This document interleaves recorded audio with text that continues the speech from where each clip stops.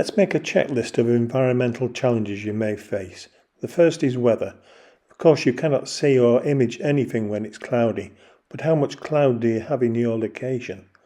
I live in probably one of the rainiest locations in England, so I can go weeks or even months without a clear night sky. You will also need to consider wind, especially if you want to get into astrophotography, as small movements will ruin an image.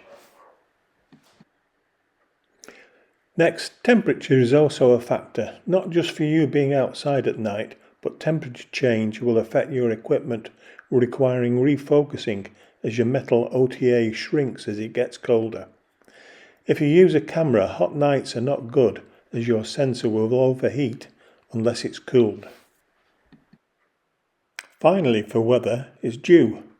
I find it amazing just how wet my equipment gets when the temperature falls below the dew point, which is obviously not good.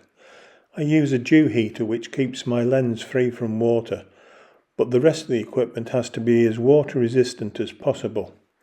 Check out your local meteorological history on the internet.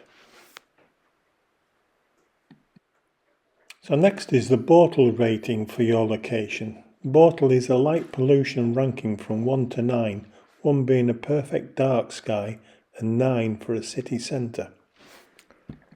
Search the internet for a Bortle map to find your ranking. For bright solar system targets, it's not a big problem if you have a high ranking, but it will have an impact for deep space objects.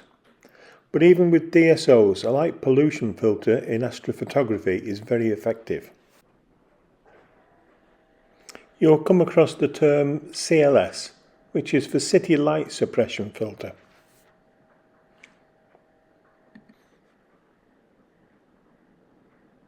The next possible challenge is where are you going to place your telescope? The ideal location is of course housed inside an observatory. If an observatory is out of the question, then you could go for a fixed mount.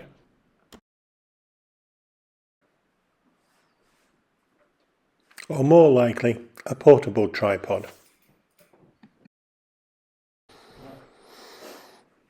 The next challenge is where you're going to place your telescope. It should be on firm ground. Note that floorboards, decking, etc. can cause a wobble when you're standing next to a telescope. Should be preferably where you can see the North Star or Polaris Australis.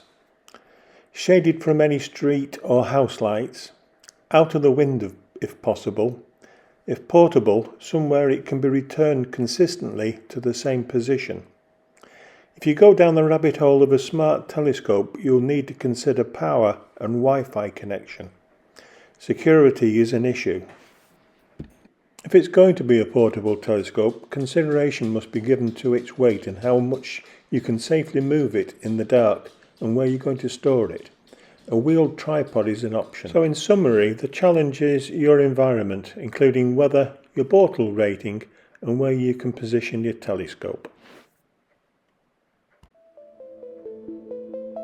In the next video, we'll finish off looking at your environment by looking at your horizon using planetarium software.